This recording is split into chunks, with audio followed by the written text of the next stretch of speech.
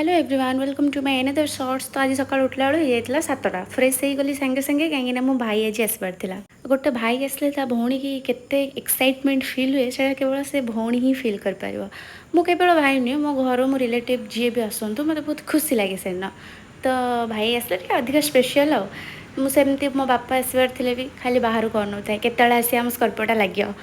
तो एमतिया मो भाई आसला बहुत खुशी थी। आम छात उपर बसिलु आ नाइसा फास्ट अचिना पाला मामू पाख जाऊन मामू पाख गला आ सब बहुत खेला आ मो मामा मो कौन दे सब देखु। भाई आज आसला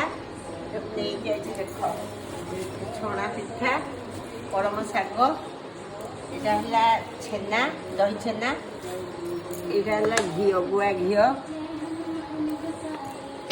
यहाँ जो मुग डाली देख मुग डाली देसी मुग डाली आ छचिंद्रा नड़िया भेंडी बैगे होता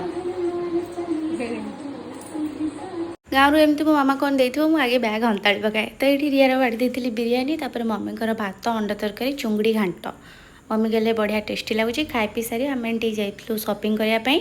नाइसा जहाँ कि हूँ सपिंग मॉल माने सबुआड़े चली बुली हंताड़ी पकाउची संभा ही होनी।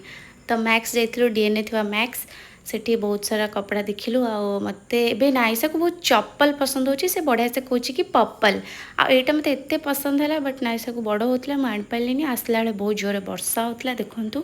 एबे तो वर्षा सबुदिन लगी रही तो आसिक आम सन्ध्या चाह करूँ बस गपसप करूँ। रात प्लान है सडन बिग कप कैफे जावाई भाई दीदी मु चिचू नाइसा रेडी सेडी गलु मुझे नाइसार भल भल फोटो उठेबी बट जाऊ जाऊ देखु नाइसा शोई पड़ा।